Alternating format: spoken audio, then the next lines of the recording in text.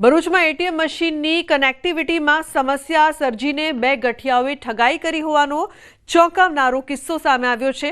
532 circle પાસે એસબીઆઈના ATM મશીનની connectivity તૂટવાથી તસ્કરોએ 22 transactions મારફતે 2.9 લાખની ચોરી કરીને ફરાર થઈ ગયા હતા। પરંતુ બેંકમાં તપાસ દરમિયાન કેશ ડિપોઝિટ મશીનમાં બેલેન્સ ચેક કરતા તેમાં 2.9 લાખ રૂપિયા ઓછા આવતા મશીનનું સ્ટેટમેન્ટ કાઢીને ચકાસણી શરૂ કરાઈ છે। तो एटीएमना सीसीटीवी तपासता तस्करोनी करतूतनो भांडो फूट्यो छे। सीसीटीवीमां तस्करो एटीएम साथे छेड़छाड़ करी पैसा काढता पण देखाया हता, जे बाद बंने तस्करो सामे पोलीस फरियाद नोंधाई छे।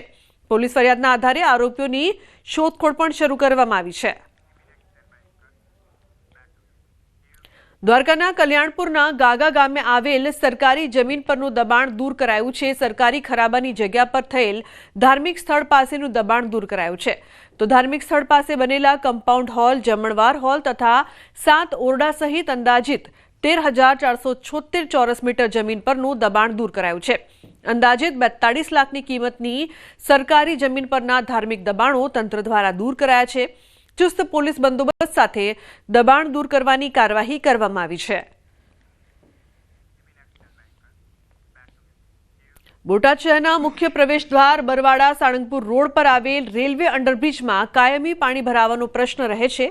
6 वर्षथी बनेल तेमज 27 करोड़ रूपियाना खर्चे बनाववामां आवेल रेलवे अंडरब्रिज में वगर वरसादे पाणी भरायेला छे। અહીં વરસાદ ન હોય ત્યારે પણ જમીનના તળમાંથી પણ પાણી બ્રિજની અંદર આવે છે અને સ્વિમિંગ પૂલ જેવી સ્થિતિ સર્જાય છે। ત્યારે બોટાદના મુખ્ય પ્રવેશ દ્વાર સમાન આ રેલવે અંડરબ્રિજમાંથી રોજ નાના મોટા વાહનો પસાર થતા હોય છે, ત્યારે ચાલકોને ભારે પરેશાની થાય છે। ત્યારે બોટાદના રાષ્ટ્રીય એકતા મંચના હોદ્દેદાર કાર્યકરો દ્વારા પાણીમાં સ્નાન કરીને અનોખું વિરોધ પ્રદર્શન કરાયું હતું। હવે આ કહેવાતો અંડરબ્રિજ 1 મહિના પહેલા વરસાદ જતો રહ્યો છે, છતાં અહીંયા પાણી ભર્યું છે અને કલાક પહેલા એક બાઇક અને રિક્ષાવાળાનું એક્સિડન્ટ થયું છે। આ ભ્રષ્ટાચારી નેતાઓ, ભ્રષ્ટાચારી અધિકારીઓ અને બુદ્ધિ વગરના એન્જિનિયરોનું આ જીવતું જાગતું નજારું તમને દેખાય છે। નર્મદામાં ગુજરાત પેટર્નની બેઠકને લઈને ચૈતર વસાવાએ કર્યો આક્ષેપ। કહ્યું, અમે આપેલા વિકાસના કામો કાઢી નાખવામાં આવ્યા છે। આવનારા દિવસોમાં જો લોક ઉપયોગી કામો નહીં કરાય તો ધરણા કરવામાં આવશે। આ ભ્રષ્ટાચાર અને વિકાસના કામોની ઢીલી નીતિને લઈને વિરોધની ચીમકી ઉચ્ચારી છે। તો આ તરફ બેઠકને લઈને સાંસદ મનસુખ વસાવા અધિકારીઓની ઝાટકણી કાઢતા નજરે પડ્યા હતા, જેને લઈને ચૈતર વસાવાએ કહ્યું કે તેઓ અમારા વડીલ છે, પણ તેઓને મારા જેલમાંથી મુક્ત થવા પર બળતરા થતા હશે। હકીકતમાં તેઓ અધિકારીઓ સાથે મળેલા છે। આ મીટિંગમાં અગાઉ અમે જે પણ પ્રકારના કામો આપ્યા હતા એ કામો કાઢી નાખવામાં આવ્યા છે અને કેટલાક અધિકારીઓએ બહારના એનજીઓ કોન્ટ્રાક્ટરો સાથે મળીને બિનજરૂરી કામો મંજૂર કરી દીધા છે। ત્યારે એમાં અમે વિરોધ દર્શાવ્યો છે અને આવનારા દિવસોમાં જો લોક ઉપયોગી કામોનો સમાવેશ કરવામાં નહીં આવશે તો કલેક્ટર કચેરી ખાતે ધરણા પ્રદર્શન અને આંદોલનો પણ થશે। અમારા વડીલ છે, અમે પણ એમના પરથી ઘણું શીખીએ છીએ, પણ મારા જેલમાંથી છૂટી જવાથી મનસુખભાઈને બળતરા થયા હશે તો આવું બોલતા હશે એવું હું સ્પષ્ટ માનું છું। ના, હું નહીં, તમે મીટિંગ જ કેમ ખોટી રાખીને અમને કેમ જાણ ના કરી? પહેલા તો એક ખુલાસો કરો। સુધારા વધારા વાત બરોબર છે, એક પરંપરા છે કે સુધારા વધારે અધિકારીઓ બેસીને સુધારા વધારો કરવાનો હોય, પદાધિકારીને બધા નથી બોલાવવાના હોતા।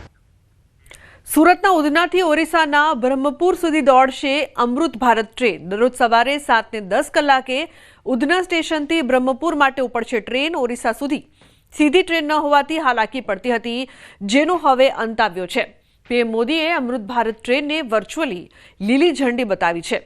આ દરમિયાન લોકાર્પણ કાર્યક્રમમાં રેલ મંત્રી અશ્વિની વૈષ્ણવે હાજરી આપી છે। તો રેલવે મંત્રી પણ હાજર રહ્યા હતા। ઉધનાથી ઓરિસ્સાના બ્રહ્મપુર સુધી ટ્રેન છે તે દોડશે। ઉલ્લેખનીય છે કે આ કાર્યક્રમમાં રેલ મંત્રી અશ્વિની વૈષ્ણવે પણ હાજરી આપી હતી। તો લોકાર્પણનો આ કાર્યક્રમ પીએમ મોદીએ અમૃત ભારત ટ્રેને વર્ચ્યુઅલી લીલી ઝંડી બતાવી। અમેરિકા દ્વારા ભારતીય દવાઓ પર લગાવવામાં આવેલા ટેરિફ મામલે કેમિસ્ટ એસોસિએશનના પ્રમુખનું મોટું નિવેદન સામે આવ્યું છે. ભારતની 75% દવાઓ અમેરિકામાં એક્સપોર્ટ કરવામાં આવે છે, જે પૈકી ગુજરાતમાંથી કુલ 40% દવાઓ એક્સપોર્ટ કરવામાં આવે છે. ટેરિફના કારણે અમેરિકામાં ભારતીય દવાઓ મોંઘી થશે. ભાવ વધારાના કારણે અમેરિકામાં ભારતીય દવાના વેચાણ પર માઠી અસર પણ પડશે. જોવા જાવ તો હિન્દુસ્તાનમાં જે આખા વર્લ્ડમાં જે એક્સપોર્ટ થાય છે 70% એક્સપોર્ટ લગભગ હિન્દુસ્તાનમાંથી દવાઓ આખા વર્લ્ડમાં 115થી વધુ કન્ટ્રીઓમાં દવા એક્સપોર્ટ થાય છે. આજે 45%થી વધુ દવાઓ તો ખાલી ગુજરાતમાંથી જ એક્સપોર્ટ થાય છે. નવરાત્રીમાં વરસાદને લઈને સૌથી મોટા સમાચાર. રાજ્યમાં ભારેથી અતિભારે વરસાદની આગાહી. કાલે 5 જિલ્લામાં વરસાદનું રેડ એલર્ટ આપવામાં આવ્યું છે. અમરેલી, ભાવનગરમાં વરસાદનું ઓરેન્જ એલર્ટ અપાયું છે. અમદાવાદમાં 2 દિવસ ભારે વરસાદની આગાહી છે. તો રાજ્યમાં 5 દિવસ વરસાદની આગાહી કરવામાં આવી છે.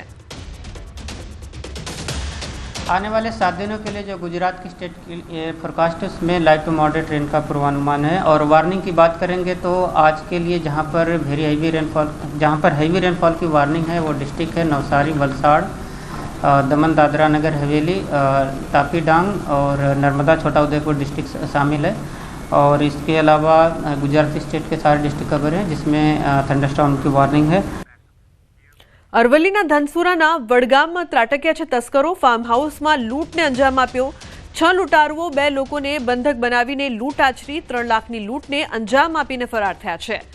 માસ્ક અને કાળા કપડાં પહેરીને આવ્યા લૂંટારુઓ. સમગ્ર ઘટના સીસીટીવીમાં કેદ પણ થઈ છે. તો 3 લાખની લૂંટને અંજામ આપીને ફરાર થયા છે આ લૂંટારુઓ. માસ્ક અને કાળા કપડાં પહેરીને આવ્યા લૂંટારુઓ અને આ લૂંટને અંજામ આપીને ત્યાંથી ફરાર થઈ ગયા છે. આ સમગ્ર ઘટના સીસીટીવીમાં કેદ થઈ છે, જેના આધારે પોલીસ દ્વારા વધુ તપાસ કરવામાં આવશે. તો અરવલ્લીના ધનસુરાના વડગામમાં તસ્કરો ત્રાટક્યા. ફાર્મ હાઉસમાં લૂંટની આ સમગ્ર ઘટનાને અંજામ આપ્યો. મહેસાણાના લીચ ગામમાં આવેલ ચામુંડા અને અંબાજી માતાજીના મંદિરમાં ચોરીનો બનાવ બન્યો છે. તસ્કરોએ મંદિરમાંથી ચાંદીની છતરોની ચોરી કરી માતાજીના મંદિરમાં મૂકવામાં આવેલા નાના મોટા 4 છતરોની ચોરી કરી. મંદિરમાંથી ચોરી કરતા તસ્કરો સીસીટીવી કેમેરામાં કેદ થયા છે. લાંગણજ પોલીસ સ્ટેશનમાં ચોરીની ફરિયાદ નોંધાઈ છે.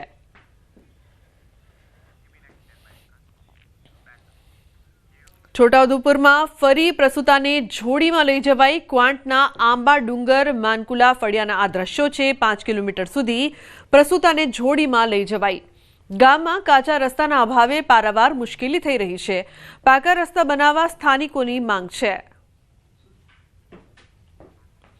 તો આ પહેલા પણ આ પ્રકારની ઘટના સામે આવી હતી, પરંતુ છોટાઉદેપુરમાં તંત્રને આ દ્રશ્યો કદાચ જોવા નથી મળી રહ્યા.